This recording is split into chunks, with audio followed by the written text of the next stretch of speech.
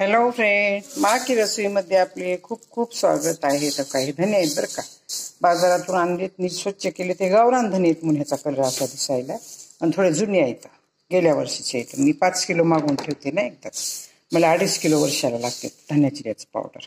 आता हे बघा, ह्याला चांगलं भाजणार आहे. भाजून ह्याच्यामध्ये जिरे टाकणार आहे. ह्याच्यामध्ये पुदिना टाकला तर चालतंय, कढीपाला टाकला तर चालतंय, जिरे टाकले तर चालतंय. आणखीन ह्याच्यामध्ये तुम्ही हे पण टाका, सुंठ पण टाका. म्हणजे हे सगळं गोडा मसाल्याचं साहित्य होऊन जाते. फक्त ह्याच्यात मसाल्याचे काय पदार्थ टाकायचे नाही, तेवढंच पदार्थ टाकायचं. आणि गोडा मसाला करायचा असेल तर मग जायपत्री, चक्री फूल, दगडी फूल, रामपत्री हे सगळं टाकावं लागते. ते काही टाकायचं नाही. मी ह्याच्यामध्ये नुसतं भाजून जिरे टाकून मी पावडर करून ठेवणार आहे. माझ्याकडे तेवढं सगळं टाकलेलं आहे. त्याचा कढीपाल्याचा पण बुकना करून टाकलेला आवडत नाही, पुदिन्याचा पण आवडत नाही, आणि सुंठीचा पण आवडत नाही. माझ्याकडे फक्त धने आणि जिरे ह्याचं पावडर आवडते. तुम्हाला सांगायला तुम्ही करून ठेवा. पाणीपुरी मसाल्यासाठी सुद्धा ते कामाला येते. मी पाणीपुरी मसाला करून घेते, ताजा ताजा करून ठेवत नाही कधीच मी. आता हो का, हे भाजून घेते चांगले, आणि ह्याच्यामध्ये 1 वाटीभर जिरे टाकते. जवळजवळ हे अर्धा ते पाऊण किलो जास्त नाहीत. हे वजन नसतं ह्याचं, हलका असते. माझ्याकडे आता नाही आहेत शिल्लक, म्हणून एवढे भाजून ठेवायले. का तर पावसाळा आला ना, मग परत धना जिऱ्याचं पावडर होत नाही. म्हणून आता बघा, आपलं चांगलं भाजते आणि मिक्सरमधून काढून चाळून त्याच्यामध्ये हिंगाचे कडे ठेवायचे. माझ्याकडे शिल्लक नाही आहेत आता.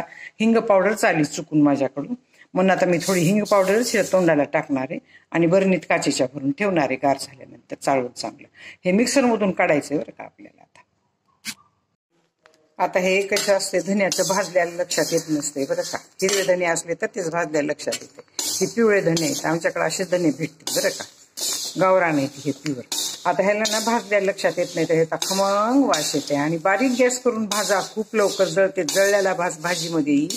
आणि प्रत्येक भाजीला आमच्याकडे धन लागतंय. काळा मसाला कमी वापरतो आम्ही मारवाडी लोक आहेत. काळे मसाले कमी वापरतो आम्ही, धनाचं वापरतो आणि गरम मसाला वापरतो आम्ही बरं का. म्हणून आम्ही ह्याच्यामध्ये ना चांगलं भाजून जिरे ते टाकून मिक्सरमधून काढतो.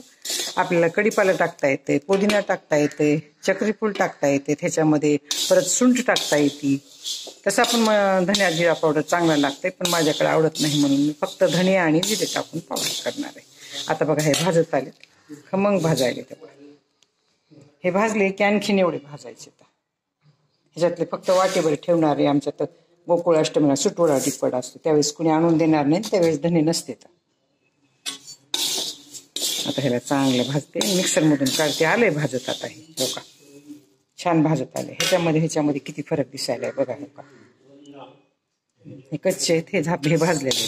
चांगलं भाजते आणि मिक्सरमधून काढून चांगलं ह्याला बरणीमध्ये भरून ठेवायचं. हे पावडर वर्षभर जाते मला पावडर.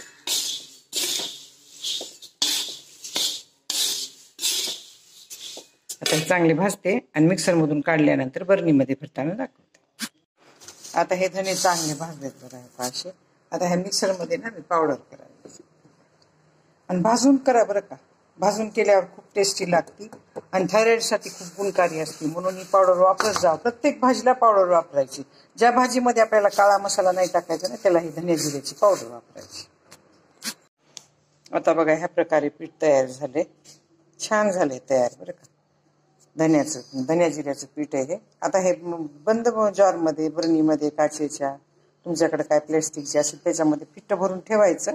वरून 2-3 हिंगाचे खडे ठेवायचे. मी ह्याच्यात हळद टाकली नाही. ह्याच्यात अर्ध्या किलोला 1-2 छटाक हळद टाकली तरी पण जमती, पण भाजीमध्ये कडवटपणा येईल म्हणून मी ह्याच्यामध्ये हळद टाकली नाही, फक्त धन्या जिऱ्याचीच पावडर केलेली. तुम्हाला जर ही माझी धन्या जिऱ्याची केलेली पावडर आवडली असेल तर सबस्क्राईब करा, लाईक करा, बेल आयकॉन क्लिक करून कमेंटमध्ये मला सांगा की तुम्हाला माझी धन्या जिऱ्याची पावडरची रेसिपी कशी वाटली. धन्यवाद.